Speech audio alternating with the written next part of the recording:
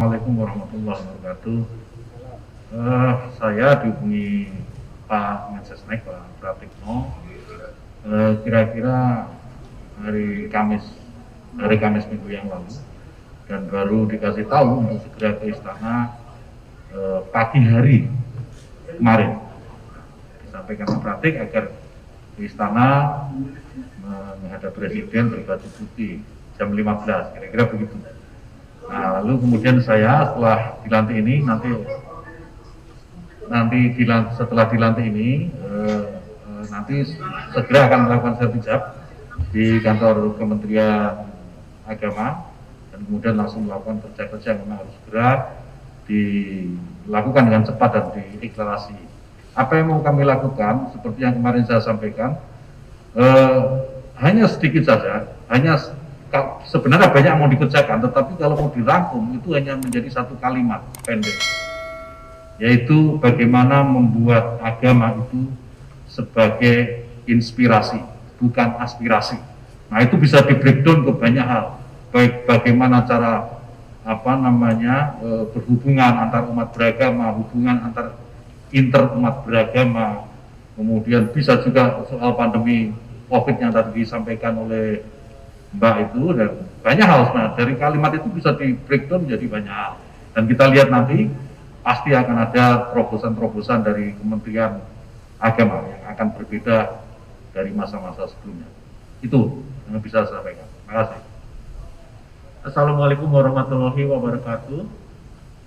Kami dihubungi oleh Pak Pratik sekitar minggu lalu dan diberitahu bahwa diberikan amanah sebagai Menteri Kesehatan di awal minggu ini. Kami ucap terima kasih ke Bapak Presiden dan Bapak Wakil Presiden akan amanahnya, dan kami butuh dukungan dari teman-teman seluruh rakyat Indonesia untuk mensukseskan tugas dan amanah yang diberikan kepada kami. Khusus mengenai tugas yang diminta oleh Bapak Presiden agar difokuskan segera bisa dilakukan adalah bagaimana kami bisa menangani masalah COVID-19 ini dengan secepat-cepatnya dan sebaik-baiknya, agar semua murid bisa kembali ke sekolah dengan segera, agar semua pengusaha UKM bisa segera kembali membuka tokonya, agar semua keluarga kita bisa kembali bersilaturahmi, dan agar seluruh rakyat Indonesia bisa hidup normal kembali. Untuk itu, kami sangat membutuhkan dukungan dari seluruh komponen bangsa, baik itu asosiasi kedokteran, baik itu pemerintah daerah, provinsi, kabupaten, dan kota madya, serta seluruh teman-teman sekalian. Masalah ini adalah masalah yang sangat besar dan tidak mungkin kami lakukan sendiri, yang kami harus lakukan secara inklusif, bergotong royong, dan bersama-sama. Mudah-mudahan segera kita bisa mengatasi pandemi COVID-19 ini dan kembali hidup normal untuk Indonesia masa depan yang lebih jaya. Terima kasih. Wassalamualaikum warahmatullahi wabarakatuh. Hari Senin. Ini adalah foto kenang-kenangan saya dulu bersama Bu Risma saat Bu Risma menjadi wali kota. Foto ini diambil pada tahun 2019 dulu di kediaman wali kota Surabaya. Dan alhamdulillah sekarang Bu Risma menjadi Menteri Sosial. Semoga saya bisa menjadi menteri seperti Bu Risma. Amin. Ya Robbal Alamin. Kemudian disampaikan oleh langsung pertemuan jam 3. Nah, yang perlu saya sampaikan adalah bahwa Kementerian Sosial ini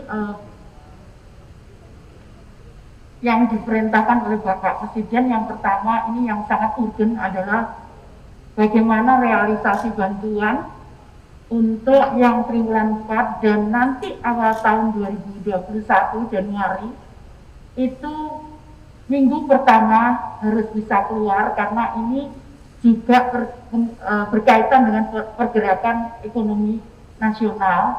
Karena itu kami harus kerja keras sehingga minggu pertama bulan Januari yang untuk 2021 bisa segera tersampaikan oleh kepada penerima bantuan.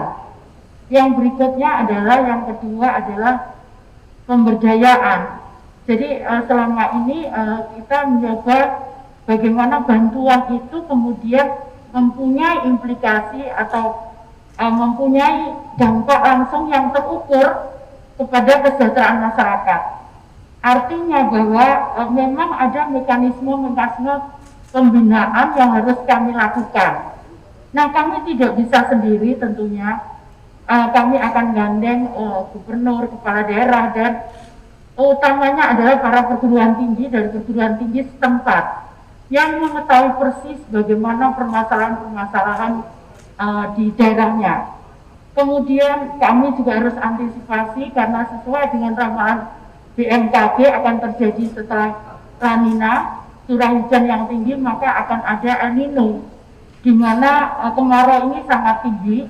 Itu tentunya akan berimplikasi pada hasil produk pertanian ataupun yang lain, sehingga itu yang harus diimbangi supaya tidak terjadi kelaparan. Nah, yang berikutnya adalah perbaikan data. Kami akan bekerja sama dengan Kementerian Kependudukan, Kementerian Dalam Negeri, Ditjen Kependudukan untuk updating data tentang penerima bantuan, karena ya memang pasti ada selisih, karena hari ini diupdate, mungkin hari ini pula ada yang meninggal dan pindah dan sebagainya. Nah, itu yang harus kita terus tangani day to day, dan terus terang kita akan lakukan semuanya itu dengan transparan dan tidak ada lagi cash atau tunai dalam bentuk apapun, tapi kami akan menggunakan semua transaksi secara elektronik, dan juga masukan-masukan dari daerah kami akan gunakan elektronik yang cepat sehingga perbaikan data bisa segera kami lakukan. Dengan demikian efektivitas akan bisa tercapai. Saya kira demikian. Terima kasih. Bismillahirrahmanirrahim. Assalamualaikum warahmatullahi wabarakatuh.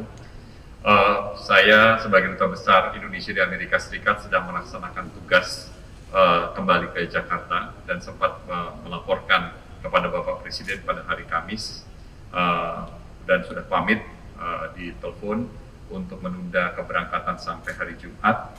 Hari Jumat saya diinfo Bapak Presiden akan memberi kepercayaan untuk memimpin Kementerian Perdagangan, dan hari Selasa dipanggil ke Istana.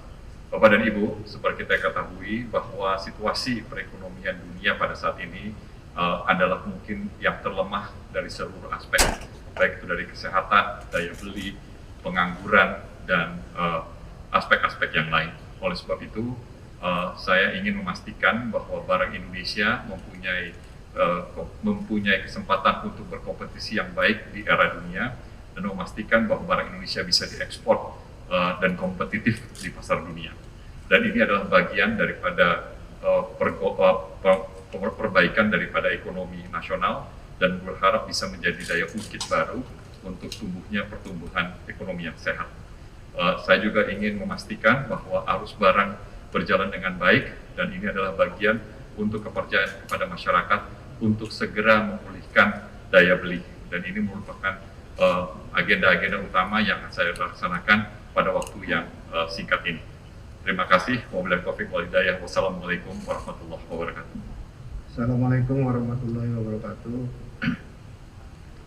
Yang pertama, sekali lagi saya mengucapkan banyak terima kasih atas kepercayaan Bapak Presiden dan Bapak Wakil Presiden untuk memberikan amanah kepada saya untuk mengelola kelautan. Saya diberitahu oleh Bapak Menteri Sekretaris Negara minggu lalu, dan terus terang ini adalah berita yang cukup mengagetkan karena saya harus banyak belajar tentang laut. Kita ini adalah negara kepulauan yang daratannya lebih sedikit dibandingkan dengan kelautan. Laut itu beserta isinya adalah sebuah anugerah menurut saya dari Tuhan Yang Maha Esa untuk bisa memberi, kalau kita kelola dengan baik, itu akan memberikan manfaat yang besar bagi bangsa dan generasi berikut. Terobosan apa yang akan saya lakukan? Tentu sebagai lembaga atau kementerian yang menjaga laut, maka memastikan keberlangsungan daripada ekosistem di kelautan ini bisa berjalan dan tidak rusak. Namun demikian di sisi lain juga dia harus bisa memberi manfaat yang besar kepada manfaat kesejahteraan yang besar kepada bangsa itu. Itu yang akan kami lakukan dalam waktu yang saya kira tidak lama, barangkali 1 atau 2 bulan ke depan. Saya akan belanja masalah untuk mengevaluasi semua apakah yang sudah dilakukan, mana yang baik kita lanjutkan, yang tidak baik kita akan hentikan. Saya kira itu saja dulu yang akan saya sampaikan. Terima kasih. Wassalamualaikum warahmatullahi wabarakatuh. Bismillahirrahmanirrahim. Assalamualaikum warahmatullahi wabarakatuh. Salam sejahtera bagi kita semua. Terima kasih Mbak Gita pertanyaannya. Pertama-tama saya baru saja selesai penyembuhan dari COVID-19 dan sesuai dengan protokol kesehatan yang mengikuti anjuran dokter bahwa kita harus melakukan beberapa kali tes swab negatif. Di saat penyembuhan tersebut, saya pertama kali mendapatkan pemberitahuan karena banyak sekali yang mendoakan dan mengirimkan pesan terselip-selip. Ternyata ada satu pesan dari Pak Pratik, kira-kira Jumat minggu lalu, singkat saja pesannya itu, Bismillah Mas. Wah, saya pikir ini Bismillah untuk kesembuhan saya. Saya jawab, Bismillah Pak. Dan setelah itu ada beberapa teman-teman yang ada di kabinet, Pak Budi Gunawan, Kabin, Pak Erick Thohir juga menghubungi. Tapi karena rancu antara kesembuhan saya dan pesan lainnya, tentunya konfirmasi yang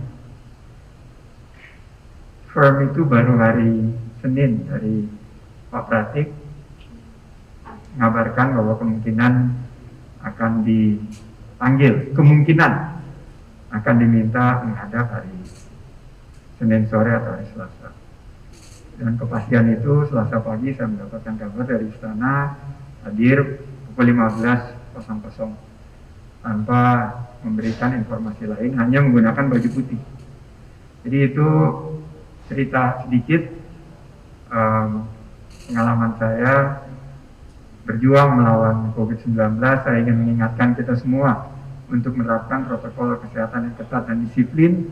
Pastikan kita bisa mengatasi sisi kesehatan daripada COVID-19 dan berjuang membangkitkan ekonomi. Setelah ini kami akan langsung melakukan sertijab dengan sahabat lama saya, Mas Wisnu Tama. Setelah itu tentunya di level teknis akan disampaikan beberapa program-program.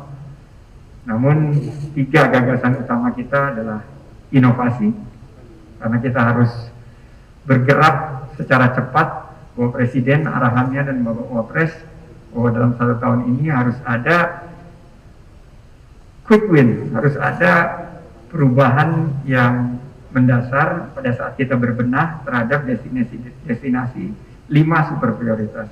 Jadi kita harus berinovasi mulai daripada busananya, tari-tariannya, 360 degrees, inovasi dari segi infrastrukturnya, dan segala yang berkaitan baik dari pariwisata dan ekonomi kreatif, kuliner, fashion, kriya, dan lain sebagainya.